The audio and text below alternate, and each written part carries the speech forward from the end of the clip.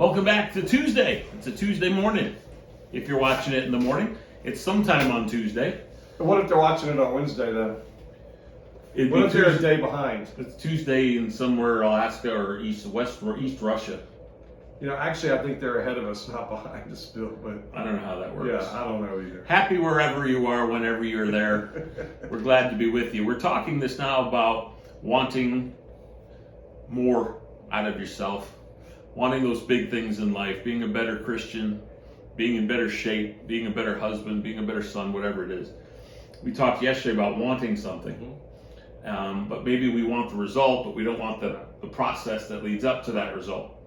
Is there anything biblically as a story? There's actually a great story, Bill, that I think paints this very clear and beautiful picture of what we're talking about today. So there was a man in the Old Testament named Naaman. And Naaman was a general, a big military dude in the army of the king of Syria.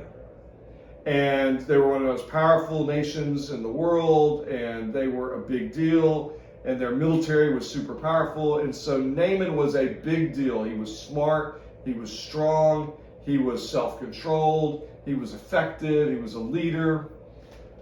So here's this dude Naaman. But Naaman has an issue. And that particular issue for Naaman is leprosy. And this leprosy is having a horribly negative impact in his life. It undermines, just who he is and what he does. It makes him feel self-conscious. It's painful. It's a bad thing. Yeah, very shameful. And he desperately wants it to go away. So he goes and just tries everything he can to make this thing go away. And his wife has a Jewish servant girl, and this Jewish servant girl says, "Excuse me, Mr. Naaman, I kind of have been noticing your dilemma here. You desperately want to get rid of this leprosy." And Naaman says to her, "Young lady, I so desperately want to get rid of this. I so desperately want to be free. I will do anything to find freedom from this." So she says, "Well, that's great, Mr. Naaman. I'm glad you're willing to do anything. Because if you will go to Israel, the place I'm from, the people of Israel love God, and there are men of God there in Israel. The Israelites have these wonderful men of God.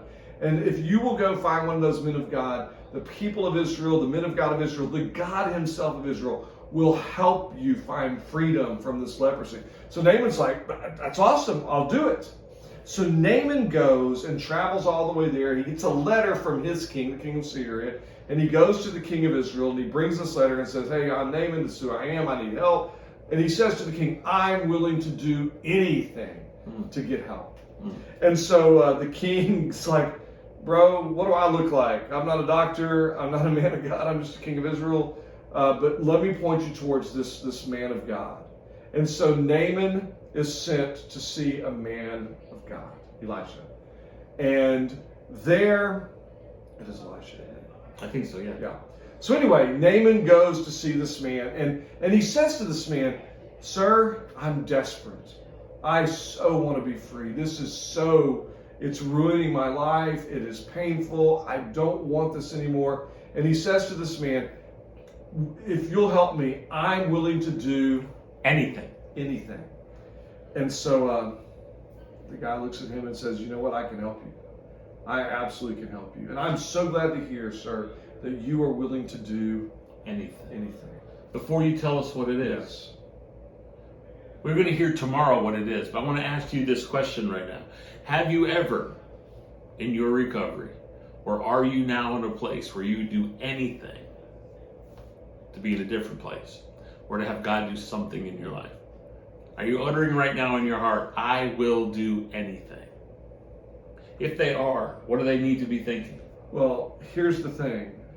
If we'll get to that place where we truly are not just saying with our lips, but living with our lives, "I'm willing to do anything," then that's a good place to be. Because if I'm willing to do anything, God can work with that, and God can bring freedom in my life. Consider that phrase, and we're going to pick up this story tomorrow. I think it'll be really liberating for you. We love you guys. We'll talk to you tomorrow. See you tomorrow.